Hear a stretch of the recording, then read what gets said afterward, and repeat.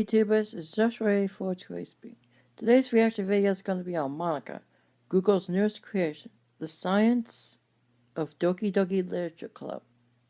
And no, this isn't mean for dramatic effect. This is how it's sound. This is how it's typed, per se. Yeah, I am familiar with MadPath, but this guy, he tends to focus more on the science rather than just making theories of some sorts. And yes, there is a difference. So, yeah. And if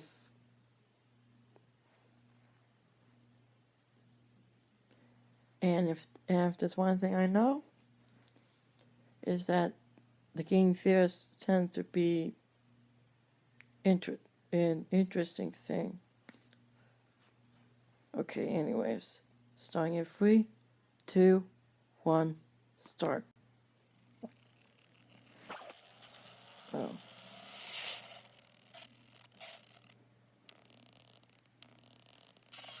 I probably might not play Doki Doki Literature Club since it's very dark.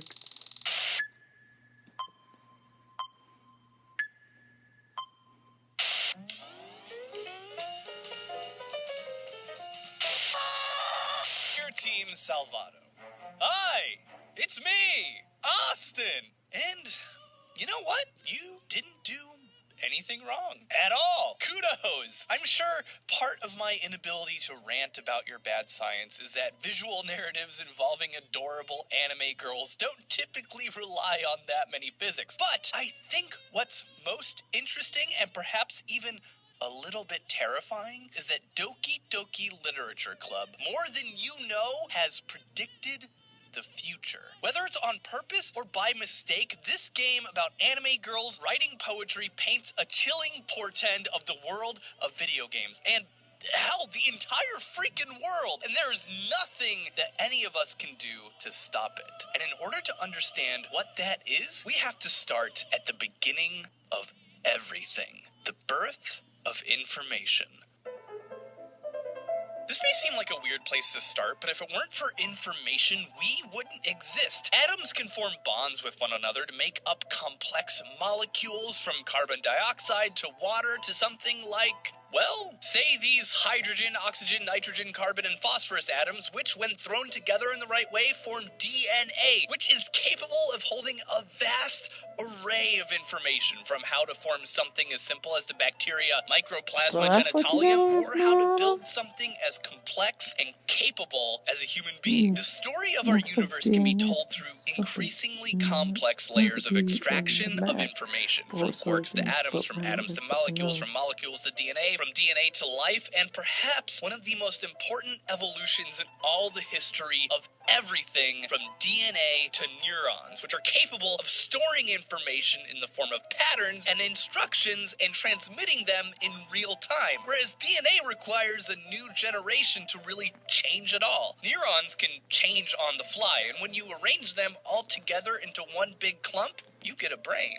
A brain which can make sounds come out of mouths, which is capable of transmitting data between different brains, and then written word, which is capable of increasing the storage capacity of brains and possibly outlast them so that the information can be transmitted to many brains simultaneously and across time. From written words and the networking of trillions of neurons, we get electricity, which can transfer information across an infinite distance using photons and electrons, and finally, all these neurons stretched across the ages, connecting to one another through written word and the power of electricity, thousands of years of data storing and transmitting from generation to generation, and boom! We made computers. And here we are, still in the intro of the show. What was I talking about? Oh, right, Doki Doki Literature Club. You know about computers. We're here right now on computers. Last time I checked, the science wasn't cut from real film, and y'all aren't buying tickets to a stage show every week to see me rant about random things, even though that would be awesome. Anyway, it's important to start with the foundation of information because, well, it's pivotal that we all have in our minds moving forward just how influential and old information is, even though it seems like something new. And it's particularly important that we keep in mind just how old brains are. The neocortex, the newest part of the brain that allows for higher level thinking and complex pattern recognition, is over 200 million years old. Humans, size queens that we are, by far have the largest neocortex of everything we know that has neocortexes in the universe. Which brings us, at last, to Doki Doki Literature Club. You know enough now to fully comprehend what I'm gonna say. The plot of Doki Doki Literature Club, where one character, Monica in this case, goes around toying with the universe in order to gain your affection before murdering all of her competition, is 100% going to happen for real. This is because, whether it's intentional or not, Dan Salvato has perfectly mimicked the experiences we will all be having once video game developers start incorporating artificial intelligence into our gaming experiences. Think I'm bluffing? You think I've gone crazy? Well, then just strap yourselves in, children, because I'm gonna prove to you point by point that not only is a fully capable, self-determining AI like Monica possible, but that she's gonna be here sooner than you can possibly imagine. And it all starts with neural networks. Neural networks are the hot thing right now, and it's the kind of buzzword that you can throw around in the boardroom of a mid-range corporate office to impress your undereducated bosses. But the reason I started out with a history lesson of information before anything else is to impress on you the fact that information and information technology is one of the oldest things in the universe. Your brain, right now, the thing inside your head, is a neural network. It's a network of neurons connected together by dendrites, moving all the way down from the bottom of your lizard brain limbic system all the way up to the top of your cramming for exams, panicked neocortex, and everywhere in between. What most people mean these days, though, when they say neural network is artificial neural network, where using a clever application of math, coding, and modern processors, we can create self-correcting and self-learning programs that actually look a lot like actual brains. And this is not by mistake. Machine learning, the field of science and engineering that is trying harder and harder to get us better and better artificial intelligence, actually models the most modern theories of how the brain works, known as the hierarchical pattern recognition theory of mind, coined by Ray Kurzweil, whose research brought us Siri's ability to actually understand spoken word. This theory stipulates that neurons in the brain are responsible for specific small patterns, and when that pattern is recognized, it fires. This, combined with other neurons recognizing other patterns, can pull together to recognize, say, the letter A, or an apple. Neural networks operate in precisely this way, with different digital neurons responsible for specific patterns which fire together, are filtered through other cognitive neurons, and as a result can recognize letters, written words, spoken word, can analyze photos to tell the difference between an eggplant emoji and a photo of your junk, and, well, the possibilities are truly endless. The most important part is that neural networks, like real brains, are self-correcting. They can learn. And just like you, they have to go to school in order to learn the correct information. There's a lot more behind how these neural networks work, but this is an episode about video games, and I haven't talked about video games for like several minutes now. But here I am, finally ready to loop back to Doki Doki Literature Club. You see, the world presented to us in Doki Doki Literature Club is very obviously a game that's meant to be built around a neural network, especially when it comes to Monica. In the game, Monica states that she just wanted you to love her because she realizes that she is, in a video game. She's sentient, self-aware, and you, the player, being the only other self-aware person in the world, is someone she wants to make a connection interaction with. But the game doesn't really allow for that. So she cranked up the meter of bad personality traits on the individual characters to world-breaking levels, personally ruined my favorite waifu in the process, deletes their character files when that doesn't work, and eventually has you all to herself. Look, I saw the game theories, and I know that there's a huge meta marketing push for these characters in another game coming out in 2018, but holy crap, Monica has all the hallmarks of a deep learning neural network that's so bugged out that it might have been made by Bethesda. And in order to explain precisely what's wrong with her, and perhaps more chillingly look at how the future of gaming is going to be filled with bugged out AI like this, we're going to have to look at a few things: weights and patents. We've talked about how neural networks can learn, but how? Well, by getting trained to focus on things, different neurons only fire their synapses when proper thresholds, or weight values, are met. Each artificial neuron has its own specific weights, and the learning process is all about dialing in these individual weights for specific purposes. But neural networks and machine learning have so many more applications. For instance, what if, say, instead of learning how to recognize letters, we trained a neural network to, well, recognize you, or your brain. Think I'm out of my mind? Google, Netflix, and Facebook all utilize machine learning to figure out as much as they possibly can about you so that they can make recommendations that keep you on their platforms, to the point where they're actually feeding us garbage on purpose to keep our little brain bellies full with the listicle version of pizza rolls to keep us happy.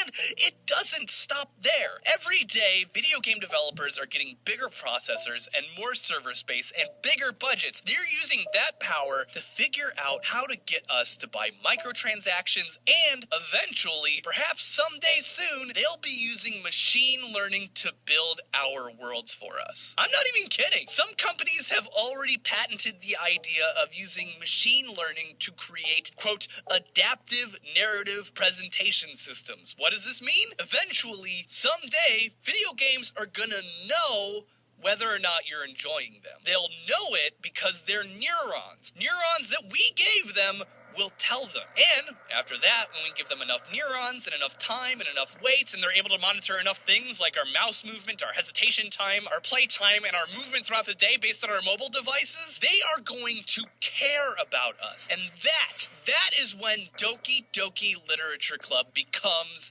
real. Your brain right now is a neural network consisting of over 100 billion neurons glued together with meat, water, and dendrites. They've already created neural networks bigger than this. And when those networks start to care about us because they have to, because it's their job, that is when we get Monica. Monica, who cares so much that she'll delete her only friends after driving them crazy. Monica, who cares so much about you having a good time that she doesn't want you to end up with someone inferior. Monica, an artificial intelligence tasked with guiding you through the literature club, will manipulate the very code around you, which is her job, in order to make you happy according to the billions of weights and parameters she's been coded with. This day, the day of games caring about us, is just around the corner. And when these systems behave unpredictably, because of course they will, just like how the internet turned the Microsoft bot into a racist, or that one time Facebook's AI created its own freaking language, what will we do? Will we delete her? How comfortable do you feel deleting a person? Because believe it or not, something this complex, something this real, is a person. Not a human, but a person. These are questions that we'll be wrestling with for the next 100 years. And thankfully, Team Salvato gave us the opportunity to ask these questions and gave us insight into how much we as individuals value the lives of coded people. The time is coming, and it's coming soon. Sincerely, Austin.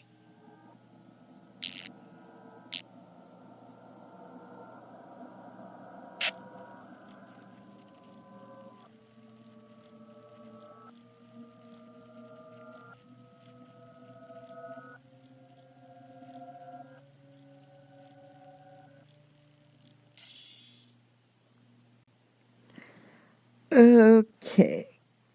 That one kind of scared me. think this is why I never this is why I never play horror games or anything like that. It's because, well,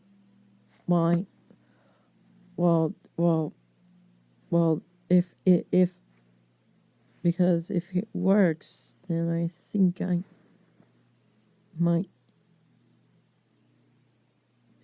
Hey, from my experience, whenever there's something like this, there's going to be a jump scare. And that's one of my own weaknesses, is that jump scares actually catch me off guard. And depending on whether or not I am catched off guard, yeah, that's one of the most annoying things. Anyways, that was Monica, Google's newest creation, The Science of Doki Doki Literature Club. And yeah, this was interesting to say the least. Now, it wasn't that reaction worthy, unfortunately.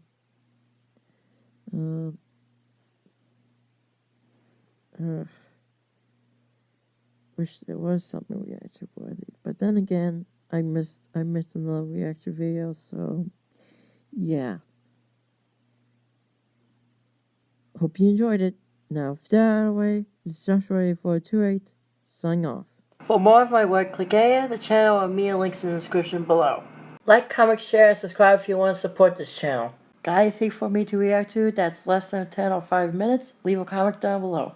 No porn, no fetishes, no misinformation. Like to help by proofreading my scripts or making background art? Go to my video called Joshua8428 Productions.